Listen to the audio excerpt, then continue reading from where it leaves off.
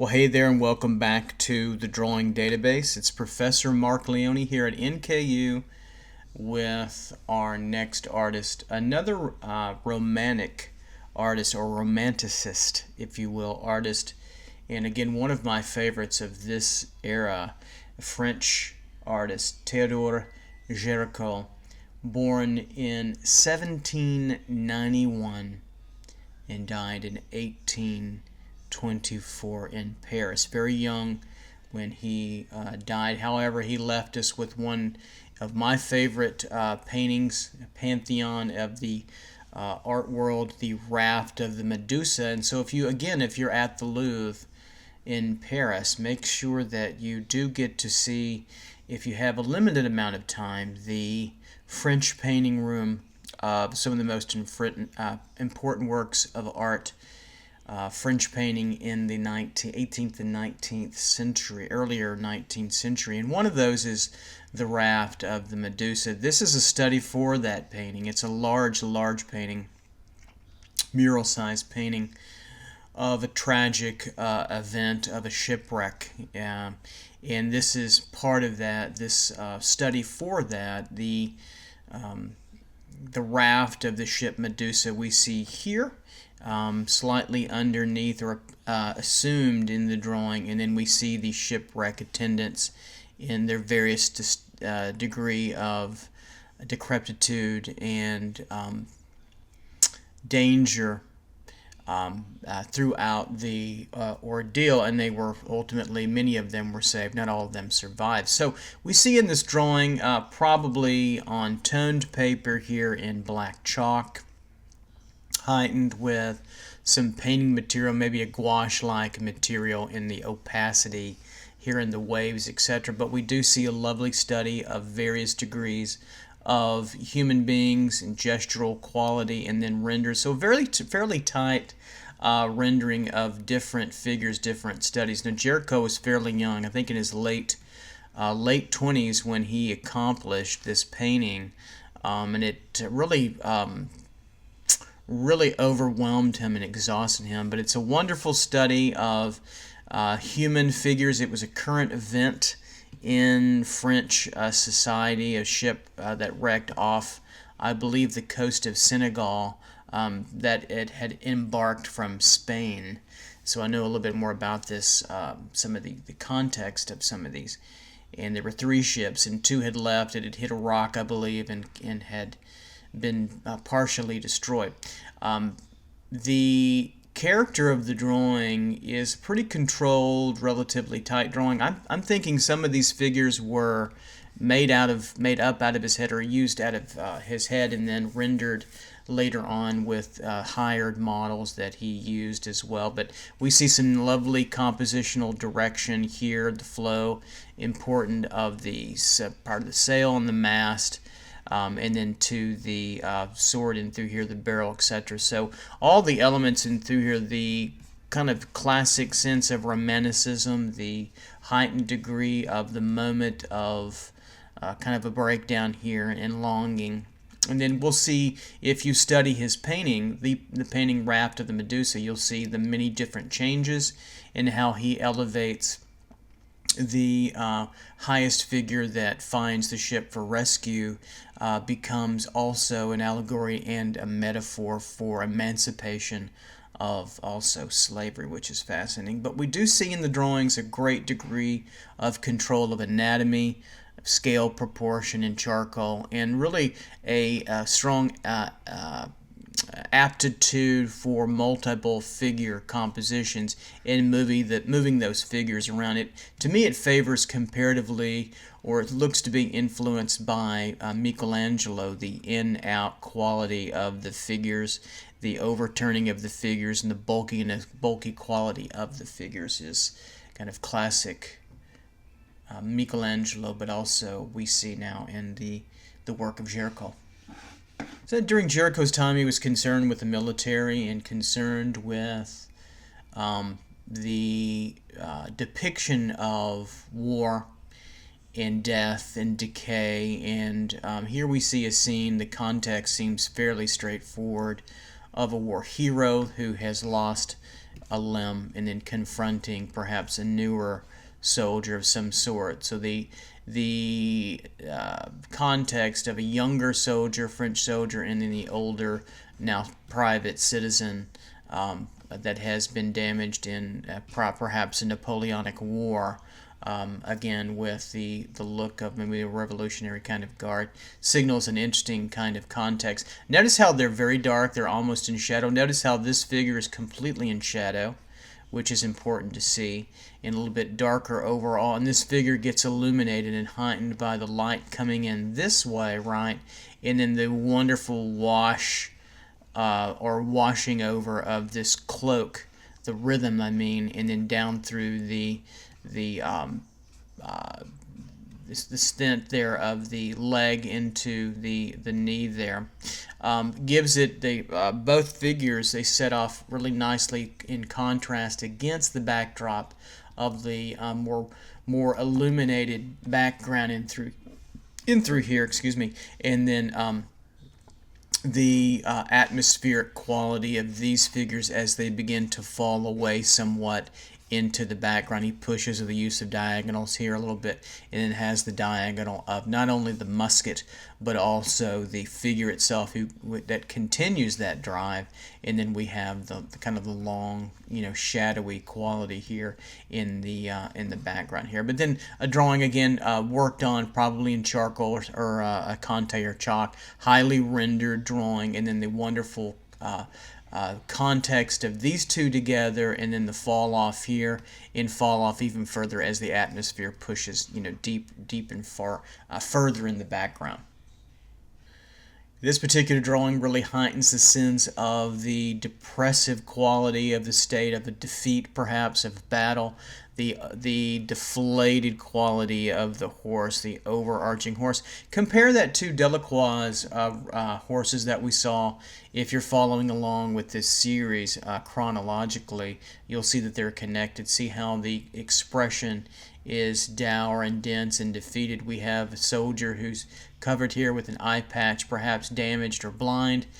We see, and then in a sling. So the vagaries of war, the disasters of war, that harkens back to Goya. And then we have the aid of a private or a soldier who is himself damaged, and then helping this particular partner out with the shoulder, helping the horse and rider come to some terms. And in the metaphor of the wolf in the background, we see waiting in the winter, the wonderful kind of sky white coating, probably a lithograph of some sort, and then also what looks like the snow down below, a very cold scene to be in place of.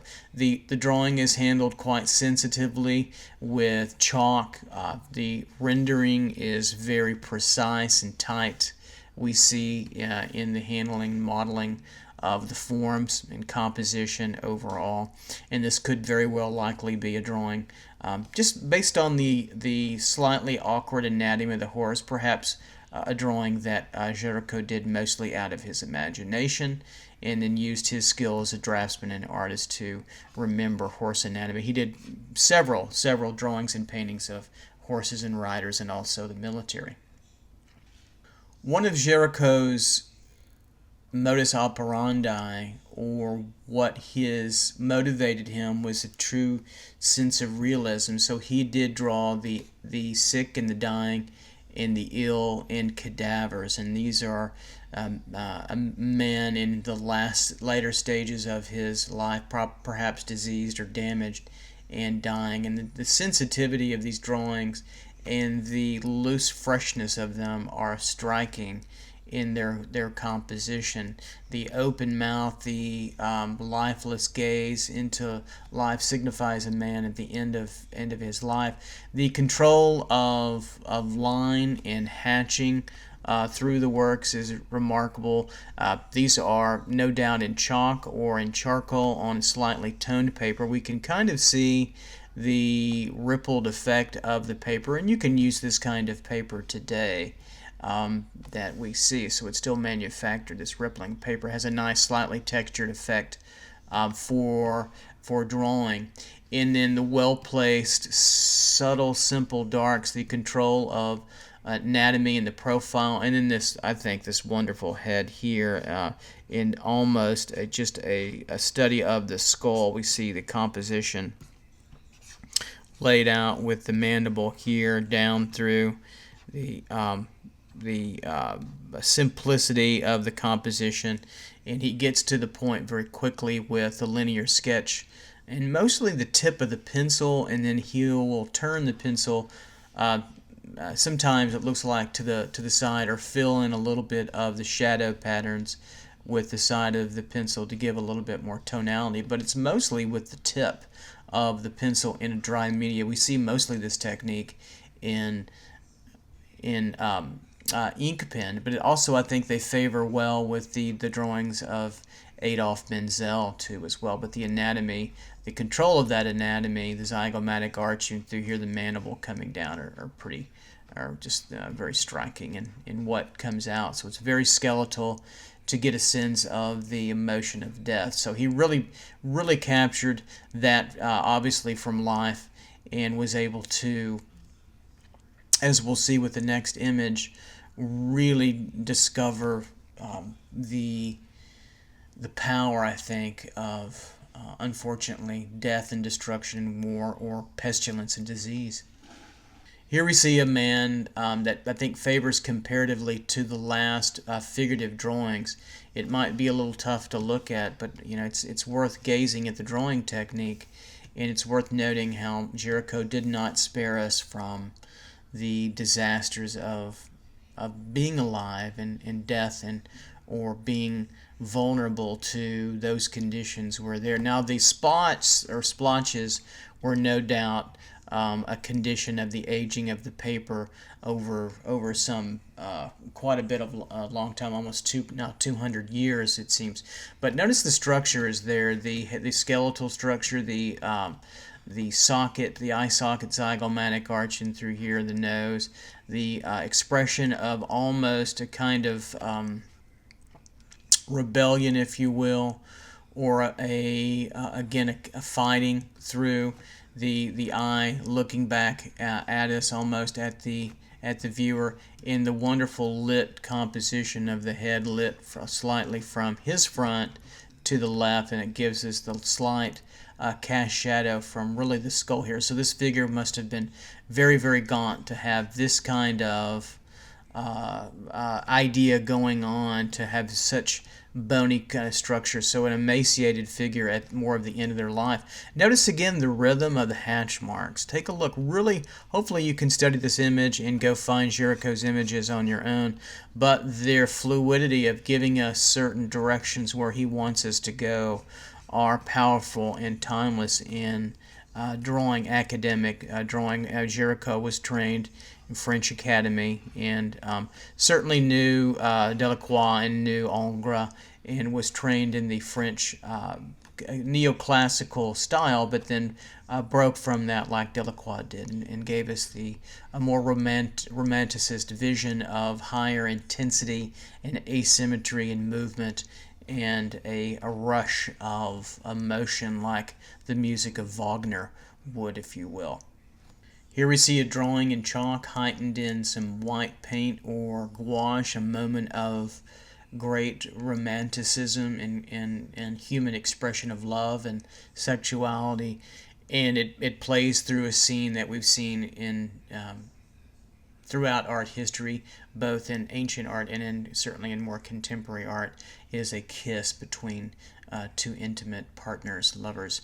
And we see a very strong opaque light coming from almost the top. It's almost like theater, and it really sets itself up as these two are together. We see his gesture engulfing her here, wrapping around her with the leg, and all in shadow, lit from the top. We see back part of the pillow in the bed, and then we see the lovers engage one another, her face shown but in shadow, and then the forms of her chest, and then the gesture of her coming down through. We've seen this throughout mythology in work in Titian, using Zeus as a lover who takes on different forms, and we've seen that with Gustav Klimt, and it really fits into a concept of romantic love and the fleeting moment of sexual desire and romance. The wonderful drawing is a very simple kind of drawing. Probably this paper has been aged over time, so it wasn't quite as yellowed, but it was a chalk drawing. We see the chalk drawing, and then we see the lovely stage composition. Don't know if it's from life or from imagination. It's because the figures are not completely, their identities are not specific. I can imagine they could be from more imagination, but the control, my favorite part is in this midsection here, the soft control of the painted forms into the dry media. That's something you might want to try more often, is to try to heighten your drawings in a little bit of wet media in addition to the dry media too as well. And then the control of edges, the integrity boundaries of the cloth with the softness of the cast shadow and the form shadow of the leg, and then the really hard boundary of the integrity of her leg, and then getting lost into the stronger dark. So this drawing is very strong in contrast between a heavy dark and also a heavy light, but not in the place you'd imagine. You'd imagine you want it to be up here more in the focal point where they interact. So he softens that up and keeps it a little bit harsher down here.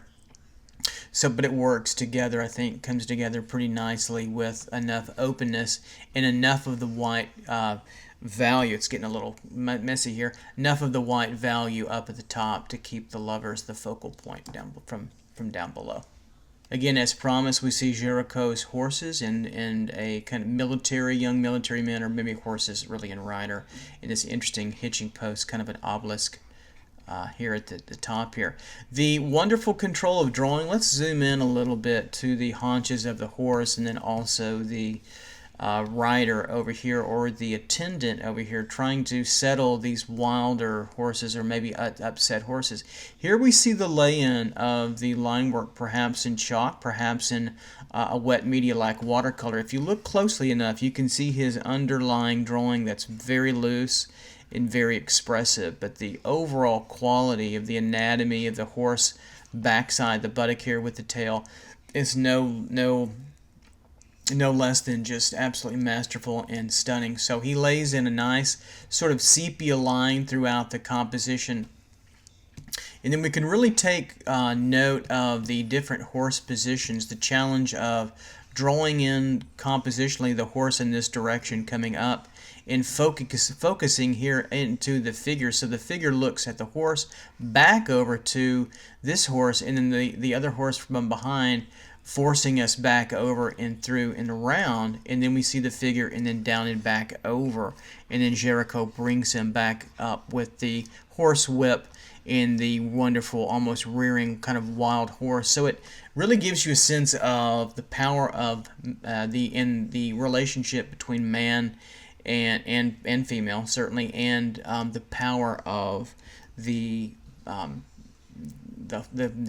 animal, the horse, and the taming of that horse throughout humanity, but also again the raw kind of quality of the power of that particular animal. And then we have the wonderful rendering in the painting. This is a nice image to use because we get watercolor painting, which can go along well with kind of a loose drawing. We see, if you look at the construction lines that Géricault uses to fill and understand the anatomy and the three-dimensionality of his drawing. It's almost like longitude and latitude and cross contour lines that we want to be thinking about. And then these horses, this black horse reminds me of Delacroix somewhat in the wild stallions that we see. But it's a very loose sketch, but yet it really tightens up quite nicely when we shrink it down somewhat and look at it in its effect in entirety. And we can also probably assume that the drawing is done not in a setting from life, but also from probably drawn studies in memory and anatomical studies from horses. And also these figures look fairly generic. And the reason why is the lining seems almost staged. Take a look at how strong the core shadows are in the horse, the buttock here, light source from somewhere up above here to the slight right, as we see this white horse really get hit hard with the light, and everything else is very dark and harsh around it, It's almost kind of like an oval of light, which is very theatrical, which portends a theatrical kind of lighting, which means that it wasn't done outdoors. And lastly, another watercolor by Géricault, of a man of perhaps Mediterranean or Middle Eastern descent, or perhaps even Turkish in that region. So with the turban here, perhaps a Muslim or Sikh of some sort, or perhaps even also a Hindu or Indian. But we do see a lovely study portrait with the light source coming from the left, the control of the forms of the features, and then the strong cast shadow pushed over to the right, in the lovely painterly kind of quality within the folds of the fabric, but also the turn of the collars right in through here, the oval quality, and also the calligraphic marks in the painted stroke. Really reveals a masterful, not only draftsman, also a fresh and looser painting approach, which Géricault brought to Romanticism, and also the history of painting and French painting as well. Take care. Bye-bye.